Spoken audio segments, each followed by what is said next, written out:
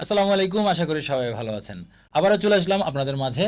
আজকে আমরা কথা বলবো হচ্ছে চায়না জব ভিসা নিয়ে।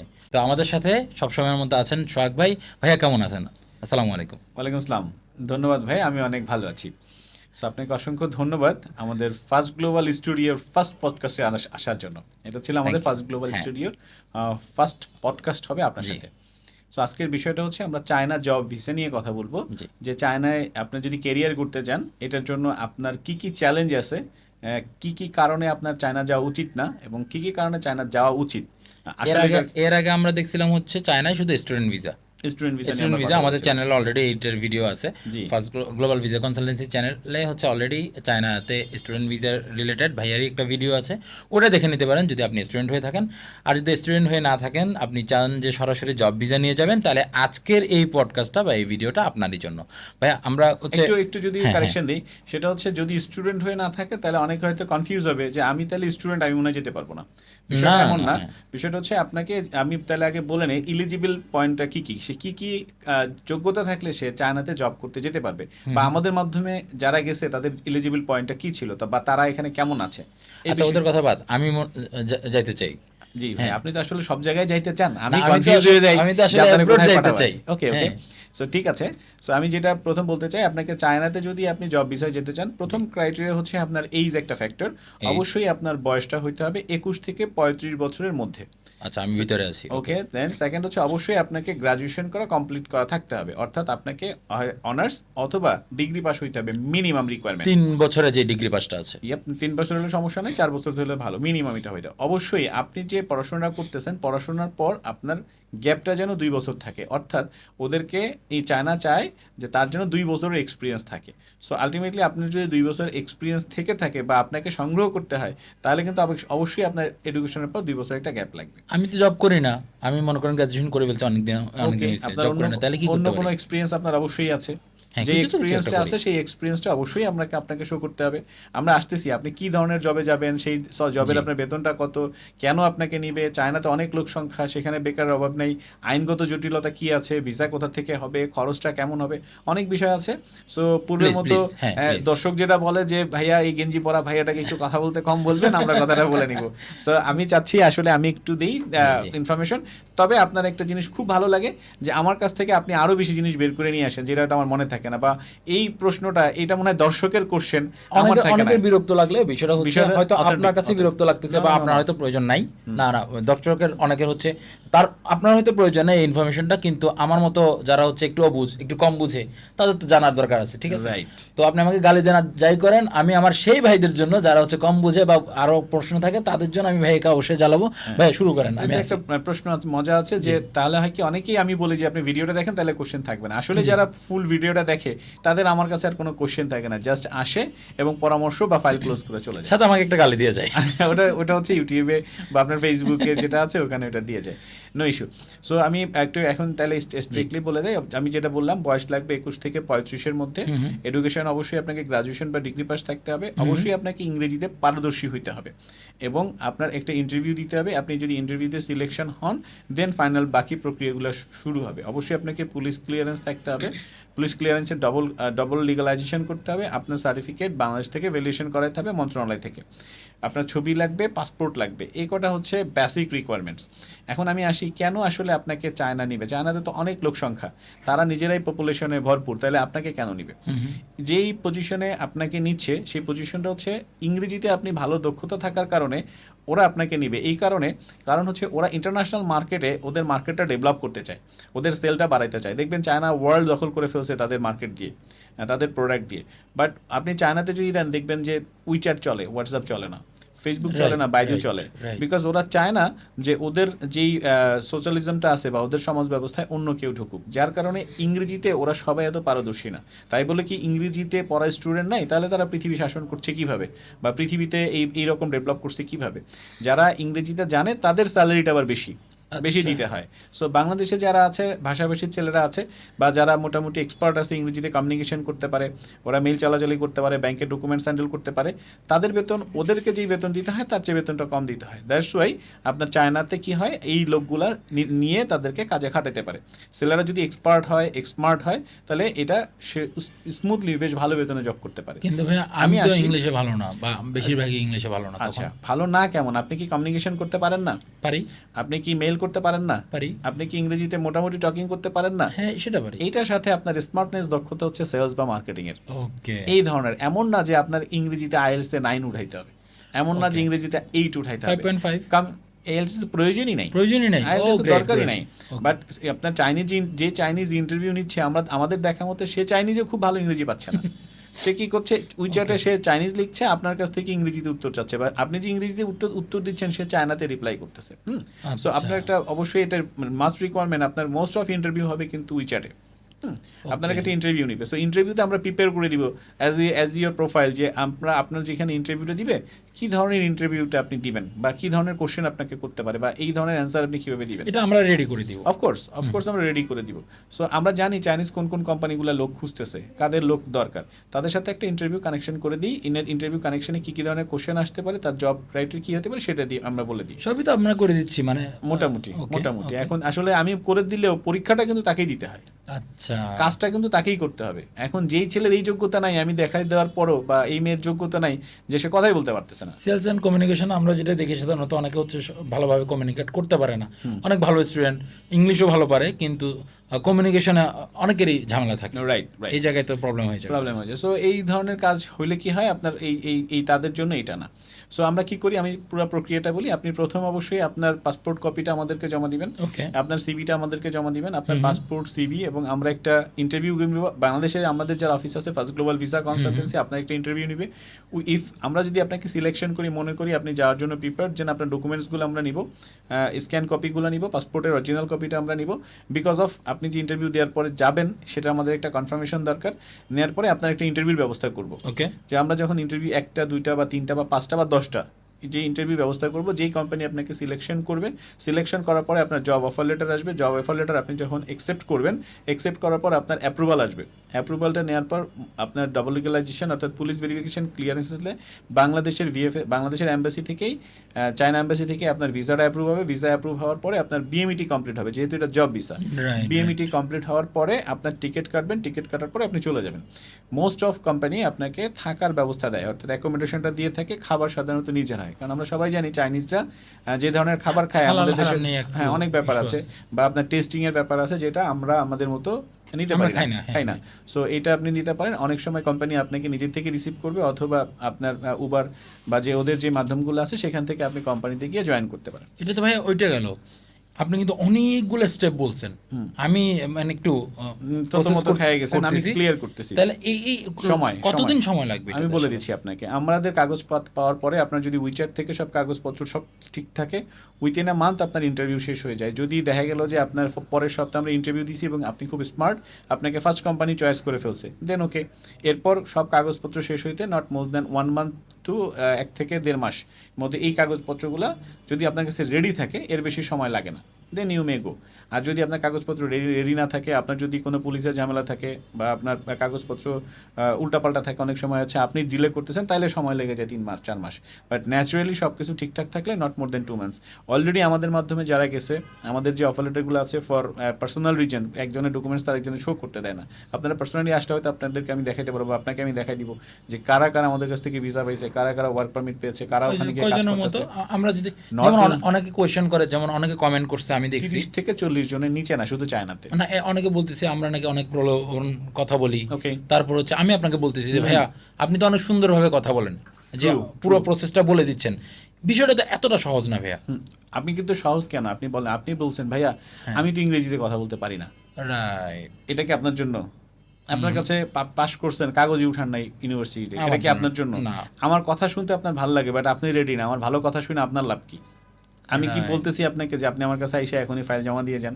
না, আপনি আমাকে বলতেছেন যে আপনারা ঠিক না, কোনো সমস্যা নাই, আপনি একটু প্রুভ করেন কমেন্টের সাথে যে এই কারণে ঠিক না, বা আমি এই কারণে এইখানে এই জায়গায় আমি প্রতারিত হয়েছি, বা ফার্স্ট গ্লোবাল ভিসা কনসালটেন্সি আমার সাথে এই কাজটা করছে। তাহলে আপনি চ্যালেঞ্জ দিচ্ছেন সরাসরি। Welcome, not only Okay. That, আমার চায়নাতে যারা আছে তাদের সাথে কথা বলেন, তাদের কাগজপত্রগুলো আমাদের কাছে আছে, তাদের সাথে কথা বলেন, তারা কাজ করতেছে কেমন কথা বলেন। আমি কখনোই বলি না শুধুমাত্র ভালো সাইড, আমি তো ভালো সাইডের সাথে প্রত্যেকটা এপিসোডে আমি চেষ্টা করি এটা চ্যালেঞ্জগুলো বলার জন্য।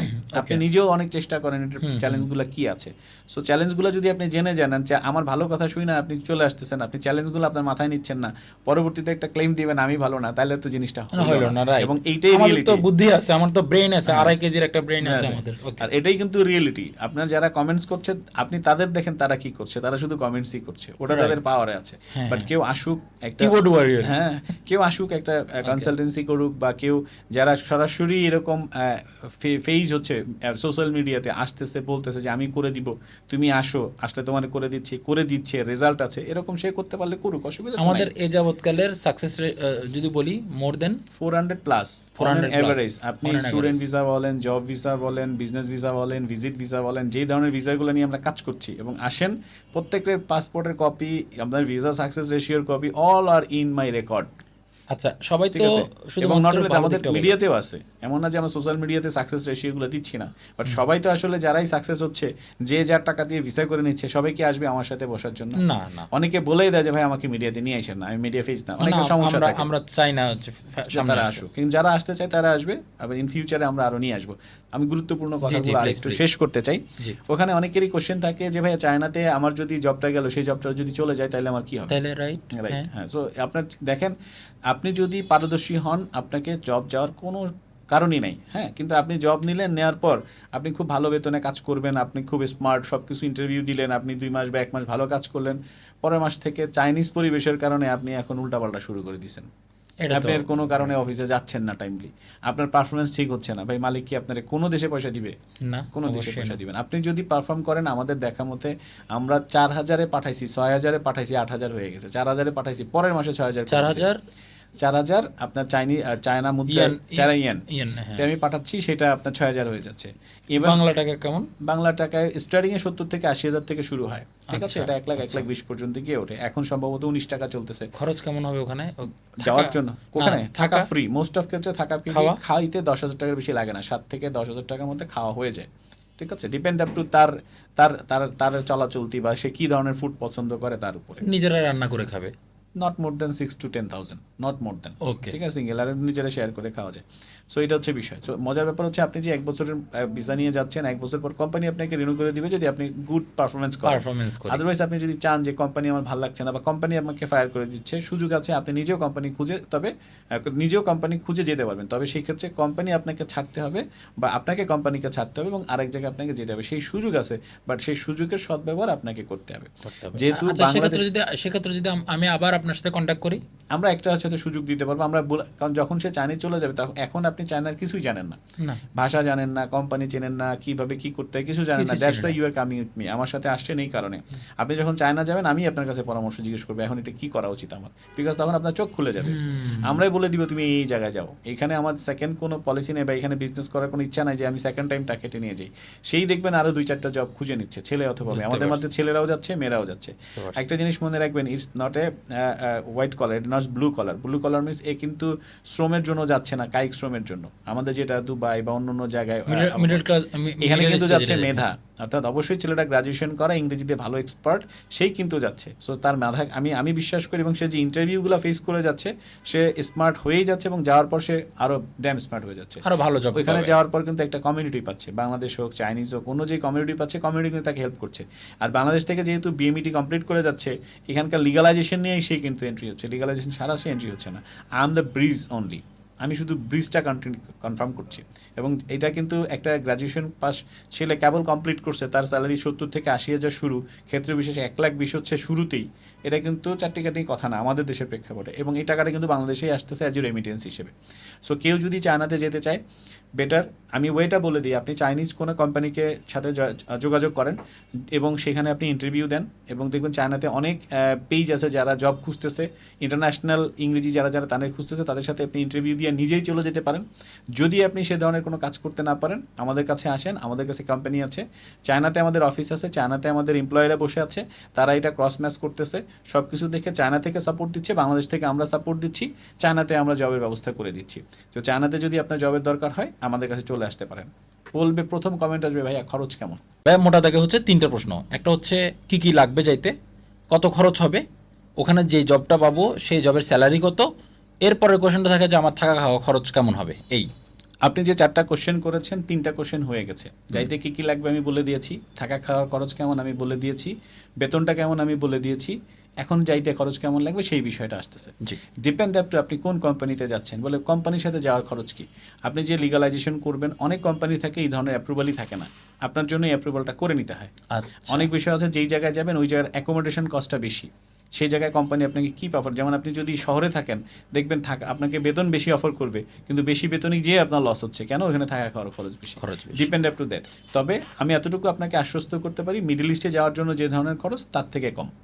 ঠিক আছে, ন্যাচারালি আপনি এখানে 3,80,90 থেকে 4,10,000 মধ্যেই আপনার হয়ে যাবে। সো 1,00,000 টাকা যদি বেতন হয় 3-4 মাসের আপনার টাকাটা উঠে যাবে। তার প্লাস উপর আমি মিডল ইস্টের চাইতে বেশি স্যালারি পাচ্ছি। আপনার আবহাওয়া, স্যালারি বেশি পাচ্ছেন, আবহাওয়ার একটা ব্যাপার, একদম কমিউনিকেশন খুব কাছে চায়নার, আপনি যে কোনো সময় আসা যাওয়া করতে পারতেছেন, আপনার পারমিশনের ব্যাপারে আপনি কন্টিনিউ করতে পারতেছেন। মজার ব্যাপার হচ্ছে আপনি যখন চায়নাতে ওই পজিশনে জব করছেন, আপনি ইন্টারন্যাশনাল মার্কেটের একটা ওয়ার্ক পারমিট নিয়ে যে কোনো সময় একটা জায়গায় সুইচ করতে পারতেছেন। এবং যে চায়না আপনি জানেন বিজনেস করার জন্য একটা অন্যতম হাব বিজনেস সো আপনি যখন জব করতেছেন সারা পৃথিবীর সাথে ব্যবসা করার আপনার একটা সুযোগ আসতেছে, যদি আপনি করতে পারেন। আপনি যদি চোখ কান খোলা রাখেন, আপনি যদি স্মার্ট smart- এনাফ। আপনি দেখেন আমরা এখানে যে কথা বলতেছি সব চাইনিজ, আপনি সব চাইনিজ, আমাদের ফোন থেকে শুরু করে Right, এভরিথিং, right. আপনি চা Everything. চাকামি সব চাইনিজ। সো আপনি যখন চাইনিজ, camera. হ্যাঁ আপনি যখন চায়না থেকে একটা চায়না একটা যেই জায়গায় জব করবেন, ওরাই আপনাকে অফার দেয় যে তুমি আমার প্রোডাক্ট সেল করো, কমিশন নাও, চাকরি করতেছো করো, এবং 4-5 থেকে অফার আসবে তোমার দেশে, তোমার বন্ধু বান্ধবের দেশে। সো আপনার চোখ কান খোলা থাকলে চায়নাতে জব যদি করেন ভালো, জবের সাথে আপনি যদি ব্যবসা এক্সপার্ট করতে পারেন ভালো, আপনি যদি স্টুডেন্ট কনসালটেন্সি করতে পারেন, ওখানে চায়নাতে অনেক স্টুডেন্ট যায় যাদের পড়াশোনা করতে টাকা লাগে না, বাট সামান্য কিছু কমিশন নিয়ে আপনি এখানে করলেও মাসে 2-4-5টা স্টুডেন্ট নিলেও ভালো কিছু করতে পারেন। সো এটা হচ্ছে অনেকে হয়তো চিন্তা করেন সোহাগ ভাই এটা তো লোভ দিচ্ছেন। ভাই আপনি যদি চোখ কান খুলেন, কাজ করেন, আপনি বাংলাদেশে থেকে অনেক কিছু করতে পারবেন। আর আপনি যদি চোখ কান না খোলেন, আপনি যদি স্মার্ট না হন, কিছু না করেন, পৃথিবীর যেখানেই যান বোকা সব জায়গায় বোকা, একটা কথা আছে, ঢেকে স্বর্গে গেলেও বানা বানায়। ঠিক আছে, হ্যাঁ। সো আপনি স্মার্ট হইতে হবে আপনাকে ইনকাম করার জন্য। আবার আপনি যদি প্রিপেয়ার না হন, আপনার যদি না থাকে যোগ্যতা, তাহলে চায়না আপনার জন্য না। চ্যালেঞ্জটা কি? চ্যালেঞ্জটা হচ্ছে খাবার। চ্যালেঞ্জটা কি? আপনার অযোগ্যতা। চ্যালেঞ্জটা হচ্ছে কি? ভাষা।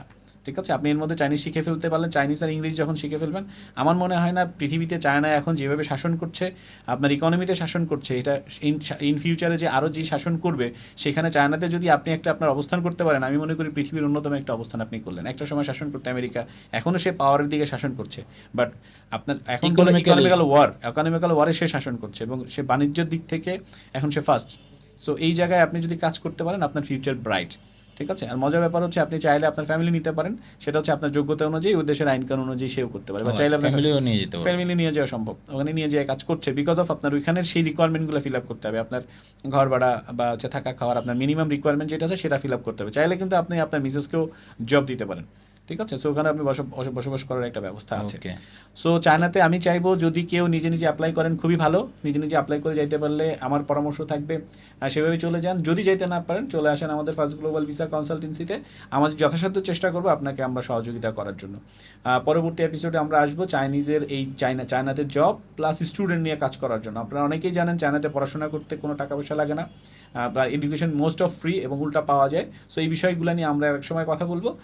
চায়নাতে জব করতে চাইলে আমাদের ফার্স্ট গ্লোবাল ভিসা কনসালটেন্সিতে যোগাযোগ করেন, আমরা চেষ্টা করবো আপনাদেরকে ভালো কিছু করার জন্য।